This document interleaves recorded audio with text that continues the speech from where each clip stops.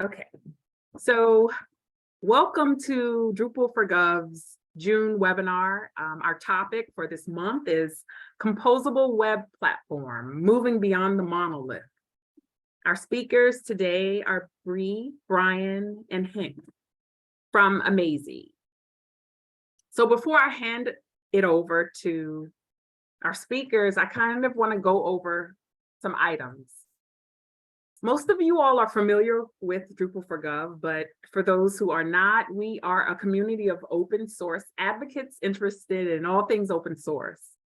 So in addition to this webinar that we hold every third Thursday of the month, we also have our Drupal GovCon, and I'm so excited to say that we will actually be in person November 1st and 2nd. So please put it on your calendars.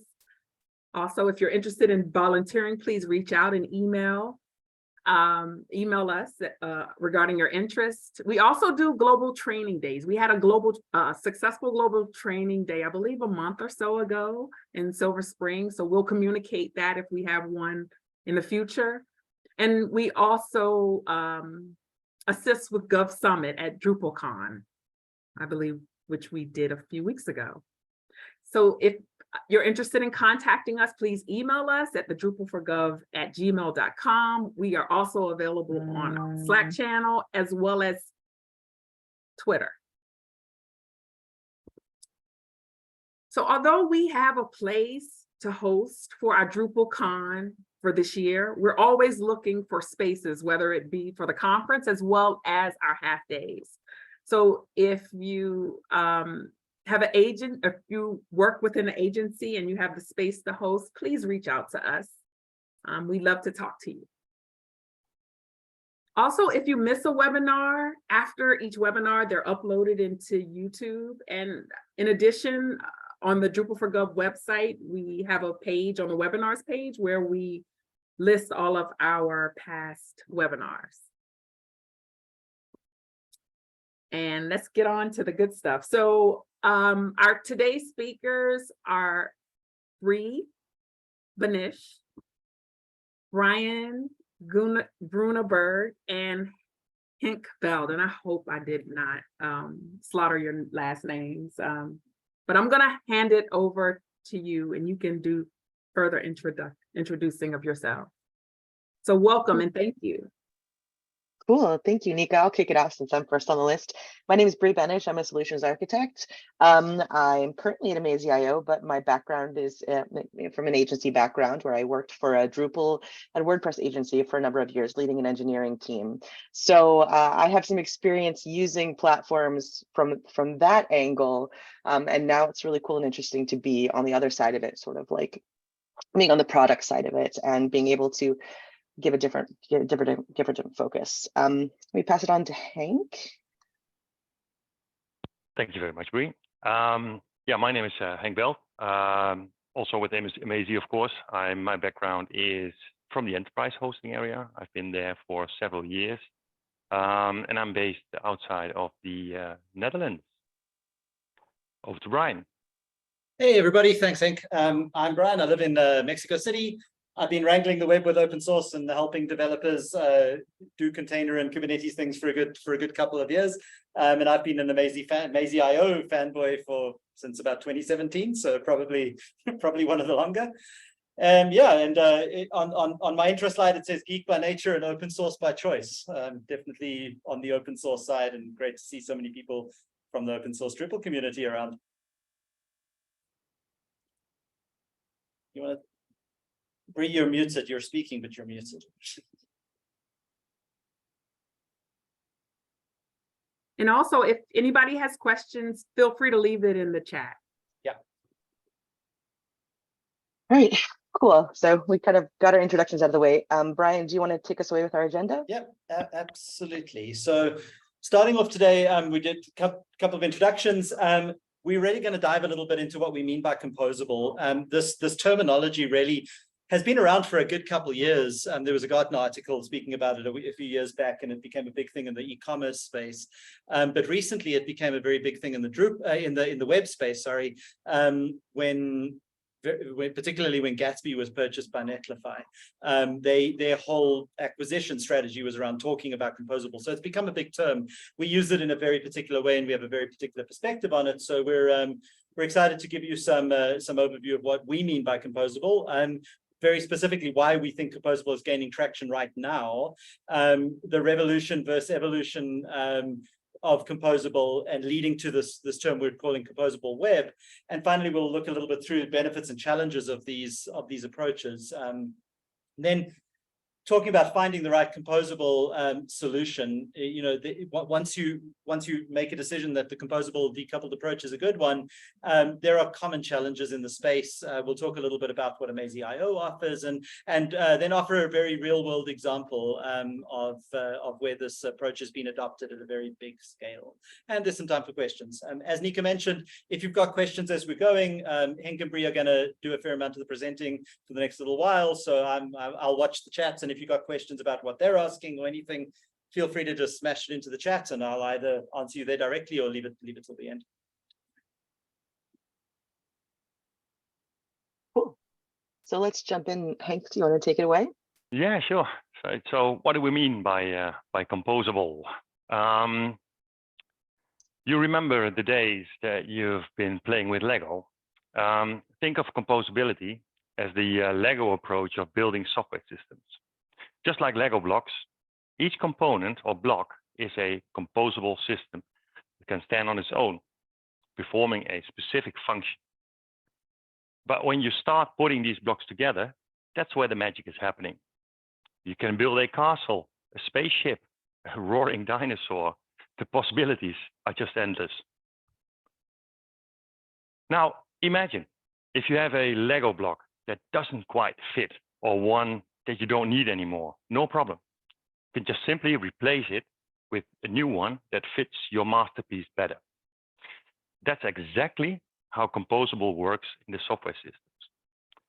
If a component doesn't serve its purpose anymore, it can be replaced without having to tear down the entire system. So next time, when you think of building software systems, channel your inner Lego master builder and embrace the power of composability. Next slide, please.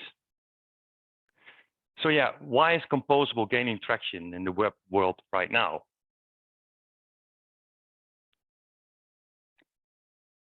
It is a world where technology evolves at the speed of light, and businesses that can't keep up are left behind.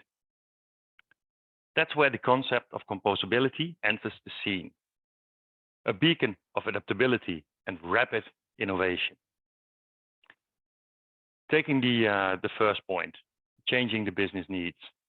Let's say a company offers a popular music streaming service, and suddenly the podcast surged in popularity. This company needs to quickly adapt its digital strategy to include that podcast streaming. With a composable system, a new podcast component can be developed and integrated seamlessly without disrupting the existing music streaming service. This reflects how composable systems allow businesses to respond quickly to changing market trends. Scalability. Imagine a small e-commerce startup that initially serves a local market. Within a few years, the startup takes off and needs to serve national or even like international customers. With a composable system, they can scale up by adding new components for handling international shipping, currency conversion, multilingual support. The system grows with the business without requiring a complete overhaul of the existing system. And the last point on the slide, flexibility. Picture a news outlet that has a system in place for reporting standard news stories. Suddenly, they decide to launch a new segment focused on live coverage of sporting events. With a composable system, they can quickly add a live video streaming component to their existing system, demonstrating the flexibility to meet the evolving needs. The rapid pace of the change in today's digital world calls for adaptability, scalability, and flexibility, traits inherent in a composable systems. In this race against time, composable systems are not just an option, they're a necessity. Next slide, please. Composable systems offer other significant advantages: efficiency and ease of maintenance. The secret sauce here is that the ability to reuse components and simplify system upkeep. Around the first topic, reusability. Imagine a developer who's created a user login component for a mobile app. Now the company wants to develop a complete new app, and it also requires user login functionality. Instead of starting from scratch, the developer can reuse the already built plugin and saving lots of time and resources. This scenario underscores the efficiency of composable design, like having a toolbox where you can reuse the same tool for different tasks. And the second topic here, maintenance. Consider a complex app that suddenly crashes. If it were a monolithic system, pinpointing the issue could be like finding a needle in a haystack. But in a composable system, each component works independently. So if one part fails, it doesn't cause the domino effect. The problematic component can be isolated and fixed without disrupting the rest of the system, which leads to less downtime and improved reliability. So yeah, composable systems are not just about building flexible systems, but also building efficient and easy to maintain systems. This makes them like preferred choices in the ever evolving and fast-paced digital world. Next slide, please. Just a quick tip. In the realm of software architecture, we're seeing a strong shift towards more composable structures. And three trends stand out: microservices, interoperability, and the rise of headless platforms. Talking about the first point, the microservices and decoupled architecture. Let's take another example. Let's talk about a popular online marketplace. This platform likely has multiple services: user profiles, product listing, payment processing, and much more. In a monolithic system, all these services are bundled together. But in a microservice architecture, as I said before, these are separated, components that can run and be updated independently. This is a practical illustration of composability at work in a modern architectural design. Interoperability. Let's take another example, a fitness tracking app that needs to interact with various apps and devices like smartwatches, or smart devices, smartwatches, health apps, and more. With a composable design, it can easily integrate and interact with these different systems, providing a seamless user experience. Composability thus enhances interoperability, and a crucial aspect in our increasingly interconnected digital landscape.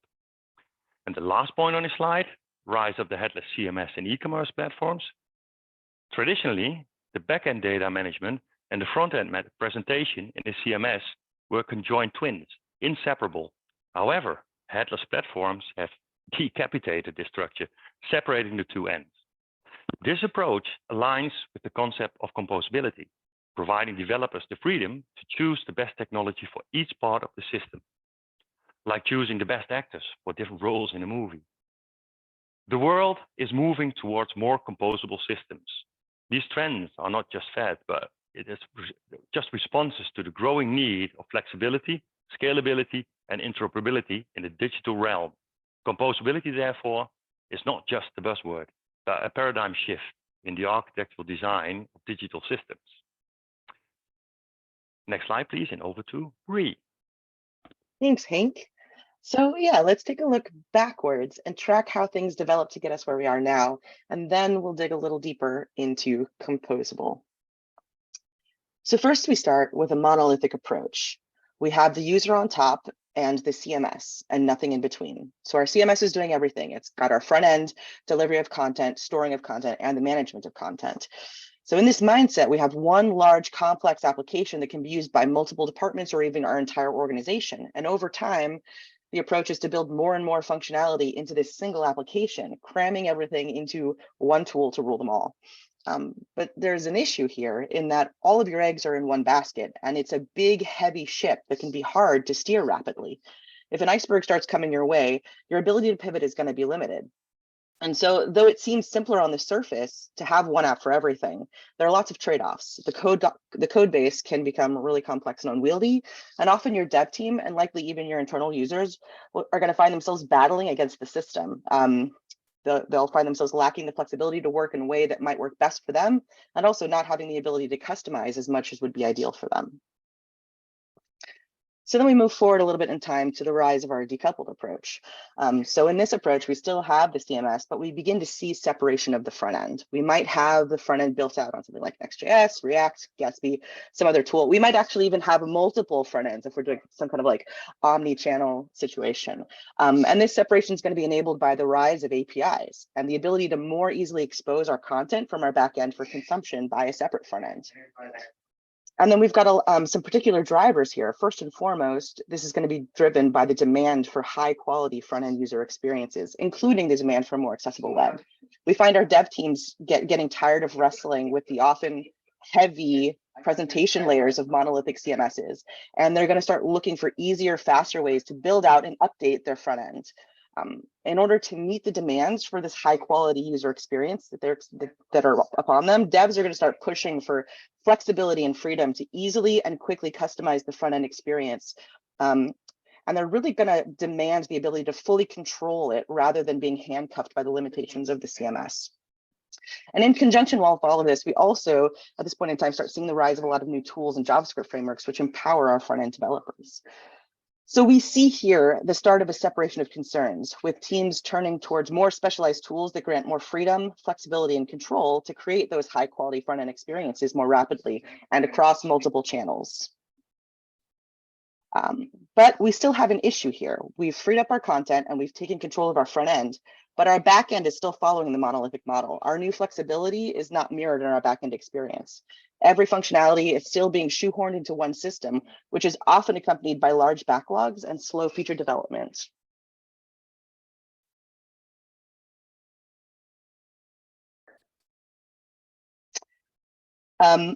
So moving a little bit forward in time, we find ourselves in this rise of the composable era, what we're talking about today.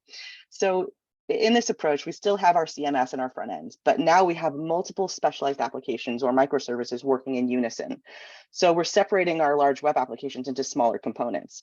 These components may or may not be integrated with each other, but they all come together to deliver a consolidated digital experience. So imagine, for example, a digital experience composed of content management in Drupal, of course. We still have our CMS, but we're only using it for content management and nothing else. We simply have editors going in and making content. Maybe they're making web pages, blog posts, articles, the norm.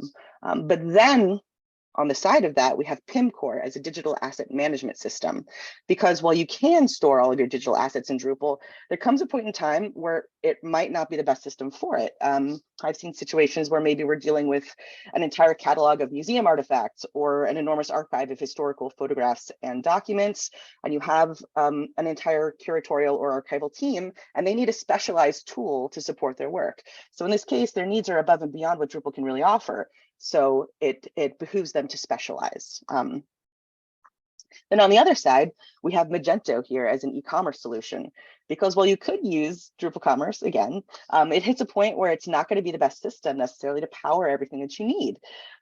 And then obviously e-commerce, so you need a payment solution, so to integrate Stripe with Magento. And then everything becomes unified through one intuitive user experience with a front end built with Next.js. So traditionally, developers would pack all of this functionality into one application, but so often we treat our monolithic backends kind of like a Swiss Army knife solution.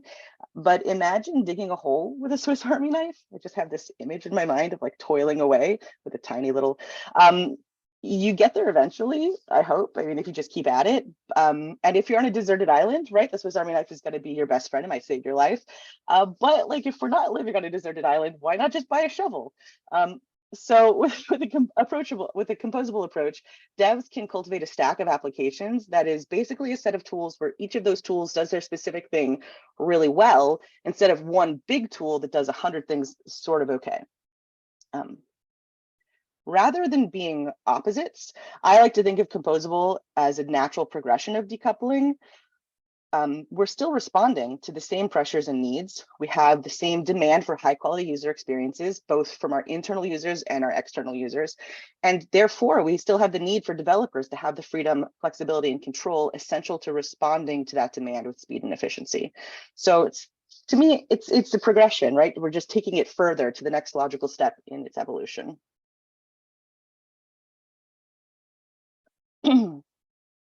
So while I think composable is a natural progression of decoupled, there's still a definite mind shift involved. We're going from the one app to rule them all, thinking that we've been operating under for so long, to assembling our own IKEA kitchen, which if any of you have ever attempted that, is like super overwhelming. But even so, I think people from a Drupal background might not find this such a leap, because when it comes right down to it, it all really boils down to modularity, which is core to the very nature of Drupal itself, as well as other CMSs like it. Composability means modularity. It means flexibility and viewing your technical solution as the end result of combining interchangeable building blocks, which, when we put it that way, is a pretty familiar concept. We are embracing some new complexity in return for greater adaptability. So we're being able to change out parts instead of rebuilding the whole, in order to incrementally evolve as the landscape rapidly shifts around us. When we embrace composable thinking, we're embracing creativity. And with composable architecture comes flexibility and resilience. It allows you to pivot more quickly and gives you greater ability to weather volatility, which we've seen a lot of lately. Some of the volatility we've seen lately has been exciting, like rapid innovations in AI, and some of it's been not so exciting, like COVID and economic worries and things like that. And the ability to respond to these quickly is essential. So composability gives you a wide tool set of pieces with which to design your own product, basically. And this product will align with the specific goals of your company. So I think this is helpful as an overarching theme, but we can dig down a little deeper to create more structure within the concept of composability. So in the pursuit of composability, Gartner, which is an IT strategy consulting firm, suggests to us 4 basic principles on which to operate. The first of this is discovery, and it's like living in discovery mode, which means you need to be keeping an eye on your external and internal factors, as well as the technical landscape, so that as risks and opportunities arise, you can foresee them and then match them with timely and appropriate technical tools and landscape. The second one is one we've hit on multiple times already, modularity, viewing your stack as the product of a collection of building blocks, a la Hank's awesome image of Legos. Thirdly, you also have to focus on orchestration, and that's how all of these puzzle pieces fit together to create a larger system that supports your organization's workflows, processes, and business needs. We talk about this kind of like clicking pieces together like Legos. There is definitely complexity here, I think, which Brian will touch on later. It's not always as simple as just taking 2 pieces and putting them next to each other and they magically work. There's actual planning and implementation that goes into this. And then lastly, autonomy. It may sound counterintuitive, but having your technical needs fulfilled by multiple tools and services actually does provide greater resilience and autonomy. Firstly, your entire digital platform is no longer beholden to just one vendor or one technology or one application, right? If your CMS is no longer fitting the bill, you can undertake the task of migrating or rebuilding, but instead of it now having housed every function ever, right? It only houses your website content and your editing workflows. So the task becomes a lot less daunting. Also, this separation of concerns can enable the separate departments or work streams in your organization to have more autonomy. It can give them the freedom to work independently and choose tools that work best for their needs and goals while still fitting into the overall system. Another useful framework for thinking about how to approach your composable architecture, again from Gartner, is to think of your stack in layers. So at the bottom, we have what we would call core platforms. These are going to form like the backbone of your stack. And as such, you're going to want to prioritize stability and maturity, and you're going to want to focus on well-established applications that to support your core business needs. These applications are going to be things that are not in a rapid state of innovation. You want them to be largely stable. You want them to be battle tested and mature, like I said. And also, it's unlikely that your organization is going to change away from these very often. So your investment into these applications will be deeper than with some of the other tiers on this pyramid. Next on the pyramid, we have an in-between layer called the differentiated platforms. These are going to provide what I think of as significant helper functionality. So they won't be as core to your stack or your organizational needs, but they will be important. They might support a specific industry or a specific niche. The pace of change with these platforms will be faster than your core platforms, but they're going to have some maturity under their belt, and their functionality and features are going to be pretty clearly defined. So they'll be easier to switch away from than your core platforms, but not as lightweight as the last tier we'll talk about, which are called innovative platforms. I think of these as sort of an experimental layer. This is a place, an area where you want to fail fast. You want to balance the risk of the experimentation here with a lower level of organizational investment. So you don't want these things to need to take too much time for integration, and you don't want to lean any of your critical business functions on them. So it's meant to be a fast-moving layer where change and updates occur frequently, and the capabilities of these applications might be in flux or evolving. So if we take this beautiful pyramid, this composable model, and apply it to our example from earlier, at the bottom, in our core, I think Drupal, Magento, and PIM core fit really well here. They're established, mature, battle-tested applications that are going to contain your core business functionality. And we've put a higher level of investment into them. We're not going to be migrating away from them often. On the differentiated level layer, we're going to have our front end and our payment processor. These tools are important, but they're not as big a deal to change away from as our core platforms. The pace of change in the landscape of these applications is faster, so it behooves us to keep an eye out for when it's advantageous for us to make a move.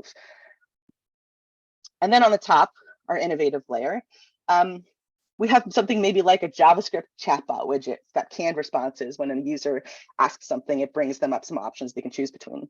I think of this as kind of like a trendy move, and hopefully an easy and low effort implementation. A lot of times just, the JS chatbot was a snippet you could embed pretty easily. But it was something, where the landscape here is moving really quickly.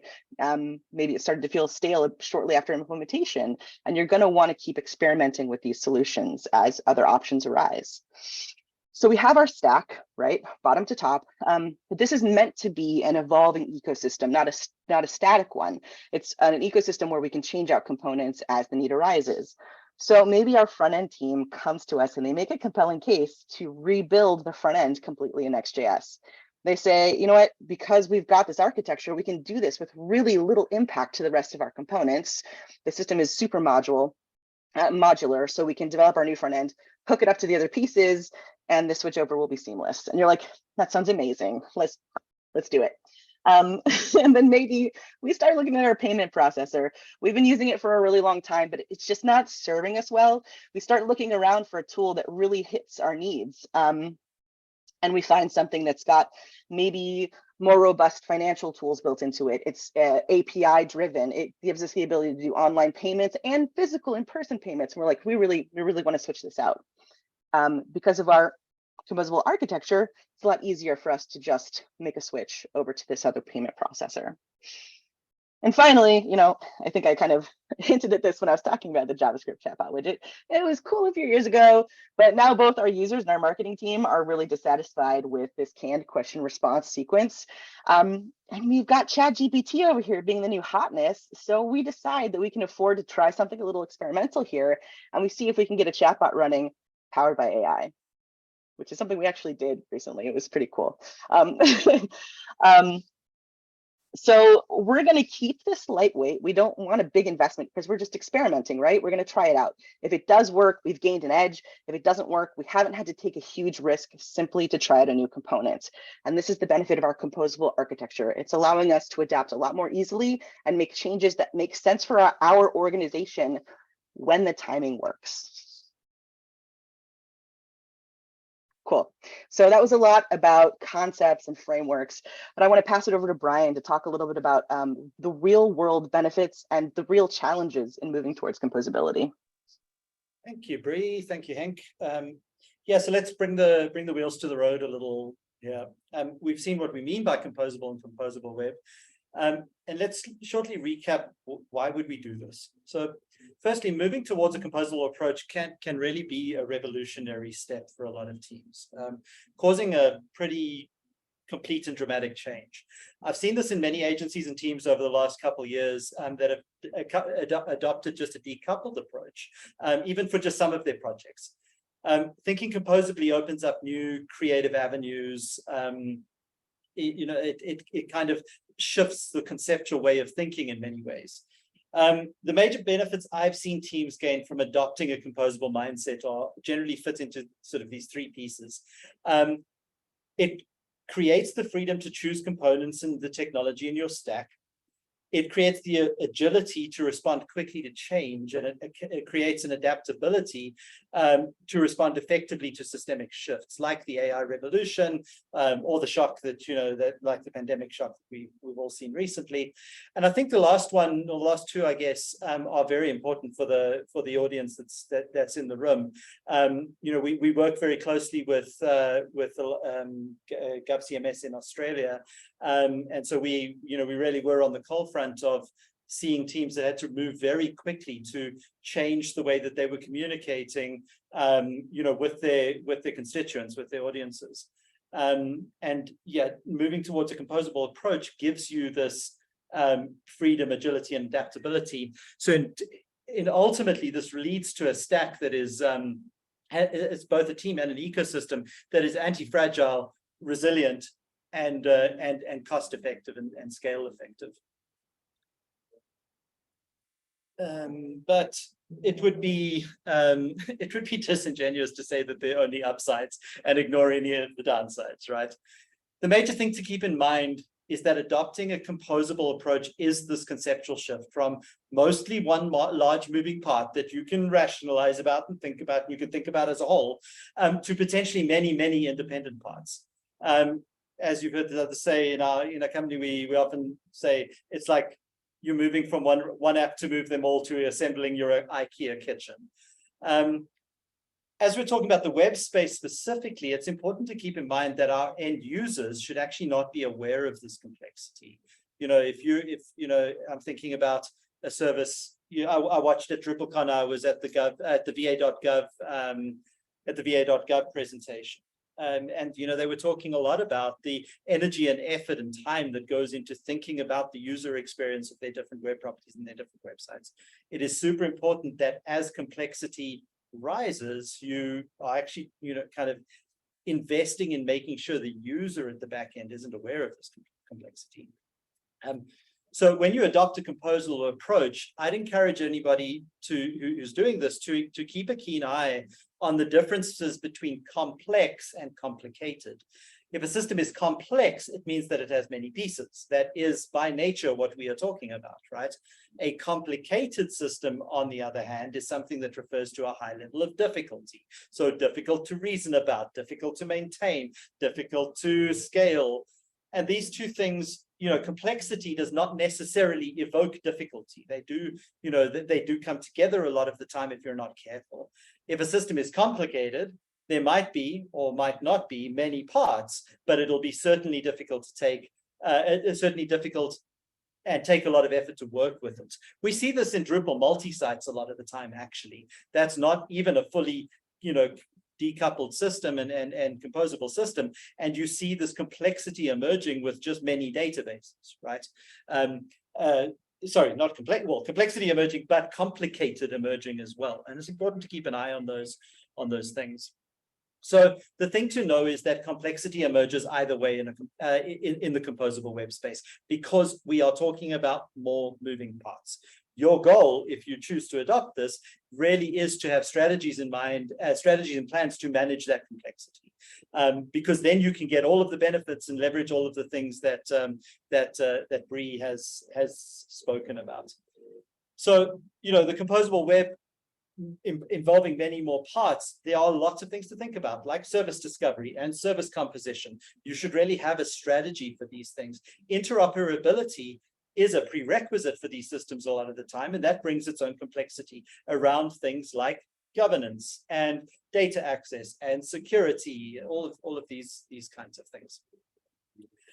So, while I've said that, this can be revolutionary, and then I've scared you all off by saying complexity emerges and run for the hills.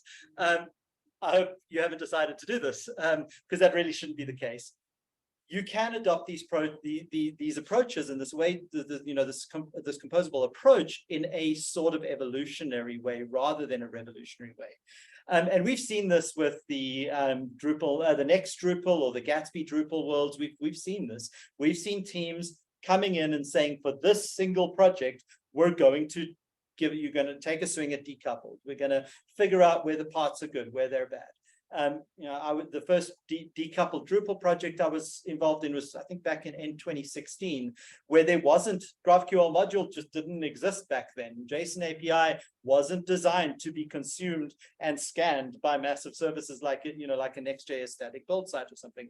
This has come a long way. There are tools for Drupal, for the Drupal space specifically. There are tools and approaches now where you don't have to learn everything from scratch. Perhaps my biggest takeaway from DrupalCon is, and it's a worry I have, is that every agency I spoke to has basically settled on Next.js. That's awesome, not worried about that. Very worried that everybody is doing their own API approach. There isn't really a consistent approach to like how are we interacting with Drupal from an API perspective. From Amazee.io side, we're going to do our best at conferences and talks and stuff to try and encourage that and get a bit involved in helping make the API something that is a bit more standard, but definitely work to do that. So yeah, the one thing that I've seen in the space is that the application side of this is hard. Sure, it is difficult. It can be complicated, but once you've done it, and you kind of get it, and your team's skilled up and happy days. The real challenge that comes out is the hosting infrastructure, or the actual infrastructure to host these things. That's where we really get I see teams getting a bit stuck in the mud. And so obviously we're all from Amazee.io. I'm not going to take a brief moment to show you why we believe and why I believe quite strongly that this is a good platform for building composable stuff on. So, finding the right approach. So let's first recap what we're looking for. So looking back quickly at Bree's pyramid, you can change the slide there, Bree. Thank you. So we're looking for a solution that it kind of empowers this pyramid or makes this pyramid possible, right? The core platforms we're aiming to there to deliver standardization and compliance capabilities. The pace of change here should typically be slow because things should be well established and common models should be like around in most industries. Moving one layer up, we've got our differentiated platforms, enabling unique or differentiated capabilities for your team. And the pace of change within these layers is typically faster, should be faster, with need to accommodate more frequent updates and changing, my notes here say business dynamics, I guess you could say organizational dynamics for a more government space. And finally, there's the innovation platforms. There we want to support an experimental fail-fast environment for testing new ideas and supporting advantages. And this space should be fast-moving with rapid pace of, rapid change in the being kind of capable. It's where disruption and innovation happens. I get that in the government space, those two words are probably the last thing most of our, if not us in the room, our customers want to hear. Disruption and innovation doesn't go too well with government. I would argue that disruption and innovation happens either way, and we either choose to put platforms and systems in place that allow us to work with it, or we get disrupted and out-innovated. Those are our options, really. And so I think it's equally important for commercial organizations with a profit incentive and a competitive incentive to be thinking in kind of a similar way to government, at least from this level. So the common challenges in the space, on the right here, we have our friend, I like to call him Frustrated Frederick. And this is a little story we put together for the first version of this presentation. So it's got a more kind of business slant, but I'll tell you the story about Frustrated Frederick, and you can translate it to a more government space. So Frustrated Frederick is the product owner that has this great idea, knows what he wants, and has just been told that the Node.js app he wants to run and the Python data crunching app that he needs cannot be run on the existing platform or the solutions that his team is using. His CEO or his lead just said he cannot run any of this on AWS GCP infrastructure or hire any DevOps people, and he needs to find some kind of fully managed solution. So essentially, this poor, frustrated Frederick has just found out that he is going to spend the next 6 weeks in procurement conversations with not one, but 2 new providers so that his team can do and adopt the technologies that they require. As I'm saying this, I'm realizing this is probably very true for government. I'm thinking about FedRAMP space, right? It's actually like almost in law that you can't go to AWS or GCP and do something funny. So frustrated Frederick goes about his day, and 20 minutes later, he also realizes that his team is now going to have to learn 2 different workflows, one for each component, and that the support team is going to have to understand 2 entirely new platforms when troubleshooting things with their customer. And finally, his CTO wanders past his office or jumps and catches him on Zoom, I guess, and says, so what's the plan getting these new 2 platforms connected to our VPN? Finally, I think we can all agree that frustrated Frederick is living to his namesake. So we bring solutions to at least that scenario of frustrated Frederick. Here at Amazy.io, we're really rethinking application delivery for teams like Frederick's, or teams that are looking to adopt a more composable approach. Our whole goal is to improve your team's app delivery experiences to get you the results you need from your infrastructure and your hosting. So we provide a fully managed application delivery platform that allows devs to deliver on their core objectives. A developer that is creative and skilled should be creating great applications for customers or constituents instead of worrying about managing and maintaining the underlying infrastructure. Coming from the DevOps era, and we're entering this new platform era now, we expected a lot from developers in the last 5 to 10 years. We really expected many developers to also be systems engineers and system architects and maintenance engineers and all sorts of things. So we empower you to move fast safely. That's the idea, is that we provide a platform that is containerized, that allows you to try things, test things, experiment quickly in a safe way. Safe way could be in terms of the application stability. It could also be in terms of the security that the platform needs to cover, sensitive information, those kinds of things. It could be the scalability of the system. So our platform, Amazy.io, is powered by Kubernetes, number 1, and Lagoon. Lagoon is our open source application delivery tool. The thing I'm most excited about working with the Amazy.io team is the fact that we get to claim proudly in the market that we are literally the only hosting provider that is open source top to bottom. If your Drupal's open source and your PHP's open source and MariaDB's open source, literally everything in the stack is open source. Why is the hosting platform not open source? That's the question we asked ourselves. And the only answer we could come up with was, this should all be open. Everybody should be able to look at this. So yeah, we are firstly super flexible, framework agnostic. We have tools that are easily integrated. We are API first, so all CI/CD and version control is possible. And if you need deeper control, this is something you can do. Want to change your PHP.ini?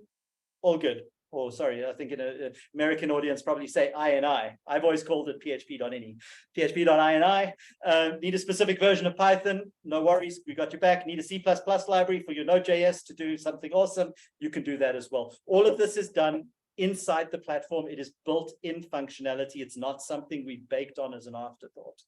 Secondly, resilience is key to the offer. Scalable, fault tolerant. We take security super, super seriously. We proudly just finished our ISO 27K certification. We're working on our SOC 2 Type 2 compliance. And very excitingly, we're working with the FedRAMP team in the US. Our company isn't FedRAMP, and our global setup is not going to mean it probably never will be, but we're working with a FedRAMP team that's going to enable the US federal government to leverage these services. So if you want to find out more about that, please feel free to reach out to myself or Brie or Hank. I'm happy to talk you through it. So what you really get out of all of this is consistency. One host, one workflow to learn, one place to manage everything, whether it be Drupal, Gatsby, Next.js, Java, Python, .NET. We've done it all. We host it all in a very consistent way. You get a platform as a service experience with a flexible platform. So yeah, I'm going to stop speaking and stop the sales pitch and hand it over to Bree to give us a bit of a real life example of the kinds of things we've actually seen customers do with this platform. Yeah, thanks, Brian. I'm going to go off script just a little bit because I know we're talking to a mostly government audience. This is obviously Drupal for Gov. We just said that we're not a FedRAMP company, but we said that we're open source. So like, I would encourage people to look at Lagoon as an open source tool and see what it can do for you, because you literally can take this tool that we built, all the things that we're talking about, and you can install it and run it yourself. That sounds really simple. It's not that simple, but all the stuff that we're talking about is not something that you have to get just from us when we talk about composability and not being locked into one vendor and autonomy and things like that. Like Lagoon offers you that if you have the ability and the resources to install it and run it yourself, and it's open source. So back on script. Let's look at a case study. I want to look at a real life example, because the thing about real life is that it's not always going to create perfect little pictures with icons that line up on our pretty pyramid, right? Everyone's at a different point in their evolution. I like this story because this client went through a journey of achieving decoupling, which is super hard. And then on that base, they have just started delving into the first parts of their composable journey. And I think this is super relatable. So let's start with, we have what I'm going to call unnamed European media company. The names have been changed to protect the innocent. And we're going to just call them EMC Inc. henceforth, just to make it shorter. So they are publishing publications. They're publishing lots of publications. And the problem is that each one has its own website that is completely unique, right? So we're talking different frameworks, different applications, different programming language. Every single one is a special snowflake.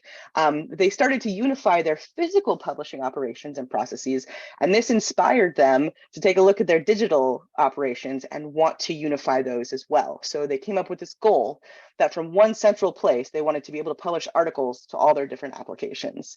This is something I think that is super applicable. I've talked to, county governments who have a bunch of different departments, and each one wants to have a different site for itself, right? So you can apply it that way, right? A bunch of different front ends, but with a central backend hub.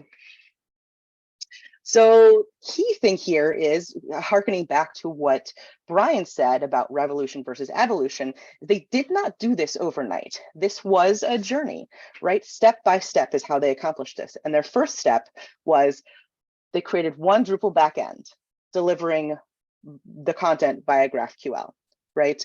So they had just one backend for all of the various content editors to go into. And that was big. We have like 300 or 400 different content editors going in here and creating things, but just one backend. And then the next step number 2, was to create the front end for one publication, which consumed content via the GraphQL from Drupal. So when they went live, their MVP, their go live goal was to have only one front end for one publication, and then after that to add more over time, right? So they could do this step by step. So third step is that over time, they start rolling out the rest of the front ends, one for each publication. All the front ends are based on one base repo. So they have one base repository that basically shares code, right? So most of the front ends are identical, but with the ability to contain thin differences. So the ability to support basically like different styles or themes between the different front ends. We at Amazee.io think of this as kind of like a poly site. In Drupal land, we might think of it more like a multi-site approach. That's just to kind of frame that for you. But basically there are 7 different front ends with slight styling differences that consume content. So each front end is consuming the appropriate content from the Drupal backend via GraphQL. So for example, publication number 2 can say, howdy Drupal and publication number 2, and Drupal can say, howdy publication number 2, here's your publication number 2 content, and everything is happy, right? So at this point, we're decoupled, right? It's kind of fancy decoupled because we got a bunch of different front ends, but it's still just decoupled and just decoupled. I know it was difficult to get here. But then a big shift comes when the requirement for a paywall comes up. So in normal Drupal land, we'd look for a module and often have to sacrifice some of our requirements to conform to how the module works, or we'd build custom functionality, which would take quite a bit of time and cost a fair amount of money. But now here EMC Inc. is, they've done all this hard work of decoupling. So they're actually not in normal Drupal land anymore. They're in composable world. That's where they live now. So they went out and they found a paywall tool that they really liked that especially suited their needs. And instead of building things into Drupal, they put it next to Drupal and they connected it directly with their front ends. So they kept Drupal focused on what it's good at, content management, and they reached out for a specialized tool for the job. And even though it's written in a totally different language than our front end or back end, it doesn't matter because they're using Lagoon and Amaze.io. We rely on containerization. And so our ability to host is agnostic of programming language. And this applies to you implementing Lagoon on your own as well. This setup also allowed them to test drive this new paywall system without hugely impacting their core platforms. Since it's not connected to Drupal, there's no impact there, and they were able to roll it out on just one publication at a time and test it out rather than have it on all their publications at once. In another smaller example, they found this cool little helper service that does photo recognition, things like detecting how many people are in a photo, and they decided to try adding it into their stack. And they added it into their ecosystem, they connected it to just the back end, and they were able to add on this innovative product in a relatively low investment and low impact way. Now, if we try to fit EMC Inc. into our pretty little pyramid, it's going to look different than our example model, of course, because this is real life, right? So right now, I'd argue that our core is still just Drupal, but we're still composable, right? And I'd say that our Next.js front ends are in our differentiation layer, right? They're definitely an essential part of this whole system.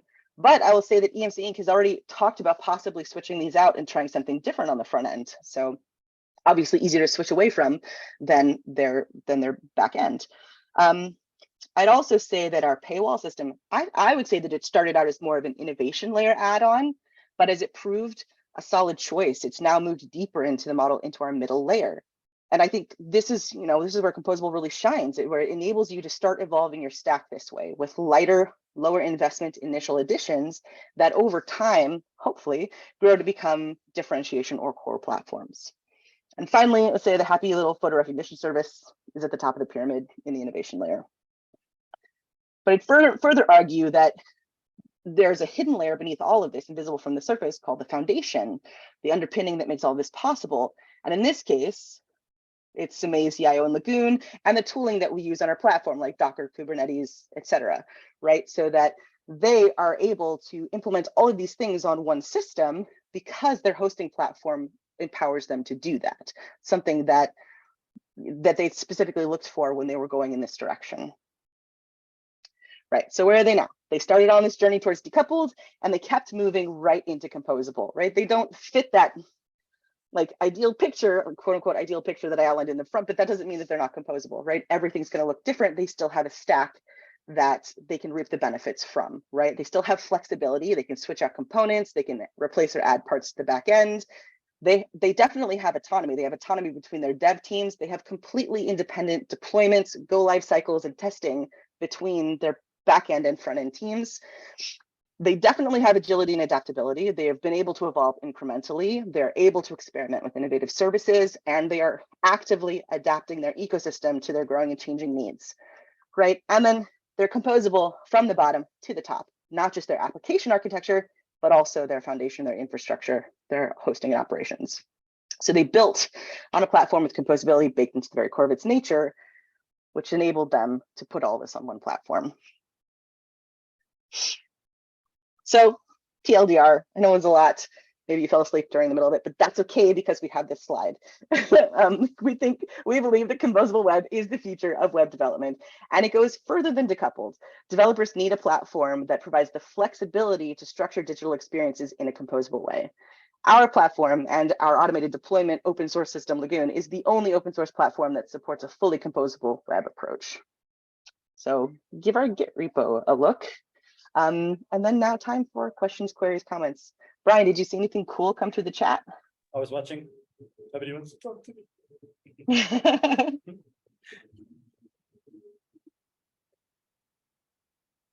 I know it's a lot to think about too.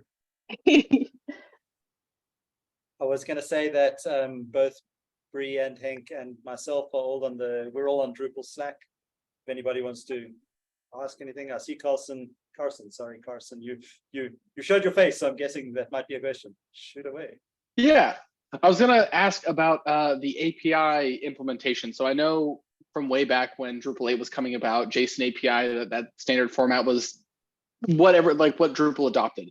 But I know obviously there's challenges with that. Folks don't necessarily like having to be restricted to that format. So I'm curious to hear, because I don't know a ton about GraphQL and sort of like what does that solve for us? From like the brief Googling that I've seen, it seems like it's a easier way to get the data that I want and not be restricted to with some of the sort of structures that JSON API gives us. Can you elaborate more on like how the API and how you're trying to like unify the community around a solution around that? Totally. I think the major challenge with JSON API, and so for DrupalCon, myself and a couple of the others, and Bree was involved as well. We took the Amami demo and we clipped it into Next.js. That was fun. And then we were like, I'm sure there's enough time 2 days before the event to plug this into ChatGPT. So we quickly did that. That was a nightmare, but we did it. And the thing that I found there, I was just reminded again, looking at the Drupal JSON API, the major problem is that when you query the API, you get everything. It's just a fire hose of information, and it is not easy to know what field is what maps to where and how. So the major thing that GraphQL solves, or at least the idea with GraphQL, is that the API is self-documenting and discoverable. That's the major thing with GraphQL, right? So if you go into any of the major GraphQL editors, Graphical's one of them. There's a couple others, and you play with the GraphQL. As you start typing, it's a bit like code completion in Visual Studio or something like that. It kind of tells you how, what you're looking for, and you can actually do it the other way around. You can actually ask GraphQL, give me the whole schema, and you can get a JSON schema of literally your data. This is great, but the thing that the community is trying to solve, and the reason, well, there's two things. The reason that a lot of agencies, Drupal agencies specifically, got burnt by Gatsby when it was the hot new thing, was that all of a sudden, GraphQL at that time, when it was popular, you had to write a lot of what's called the resolvers yourself. You had to literally code them up in PHP. And so writing these resolvers, two problems. A, you've got to spend time on it, and we all know that, time is money. And B, that you have to maintain them as the GraphQL module is evolving and maturing. So you've got this code base that you actually have to maintain. Whereas JSON API, you get the fire hose of information, but you could just pick and choose what you want, right? So it's kind of swings and roundabouts. What I'm going to try and do off the back of DrupalCon, we're talking a lot with the guys building Next Drupal from chapter 3. They're mostly using JSON API actually, and we're trying to build a bit of a coalition of the willing, as it were, to come and kind of get Drupal people to stop pushing in different directions, because I think the Drupal community is seeing the API as an opportunity to differentiate themselves from everybody else. And I think that's kind of counter open source, counterintuitive in many ways. So yeah, that's really GraphQL. So we chose GraphQL for the Lagoon API because we knew the product was going to evolve rapidly over the space of a couple of years. And so making it discoverable and self-documenting was super, super important. GraphQL, I've been watching, I haven't seen it as in looked at the code, but I've been watching the developers that are working on the GraphQL Drupal module, and they're doing some really cool stuff. They're doing a lot of stuff with those resolvers are kind of self-created based on your content model. There's a lot of code generation stuff. There's a lot of auto calculation stuff that's happening. So there's cool stuff happening in the space. There seems to be a general resistance for years, and I don't know why, from the Drupal community to adopt GraphQL more as a core thing. It's JSON API was just there from the beginning, and I guess it was an inclusivity thing. You have to kind of be a pretty good PHP developer to really do the GraphQL stuff quite well at the moment. So maybe it was a kind of making it accessible. I'm not sure. But yeah, sorry, I could talk about this for long, so I'm going to shut up now. I hope I answered your question. Well, no, thank you. Thank you so much. You're very welcome. Anybody else? Oh, would the presentation be available? I think the video will be, Nika, if I'm not mistaken. Yeah, and do you mind sharing your slides? Because I can Not at upload all. those to the Drupal for 100%. Okay, Yeah. awesome. They might actually. There's another version of this webinar. I mean, it's basically the same thing, but on our website, somewhere under the content, you can probably find it there as well. Yep. But this one will get emailed out, and Nika, I will make sure you have the slides to share. Awesome, thank you. Well, it was very cool hanging out with you all. If anybody's got questions, you can find us in all of the places, the socials and the DrupalCon Slacks, so the Drupal Slacks and all of the things. Bree and myself for sure will be coming up in November, I think, to Washington. Oh, yeah. So we'll hang out at Drupal for Gov. Yeah, I live in DC, so I have no excuse to miss a GovCon ever. And I'll be at DrupalCon Lille. So Oh, fantastic. if you come to Europe, I'll be there. Yeah. Awesome. Cool. Awesome, thank you, amazing. Thanks, everybody. All right, see you all next month, everybody. Bye-bye. Have a Thank good you. day. Take care. Bye. Cheers. Bye.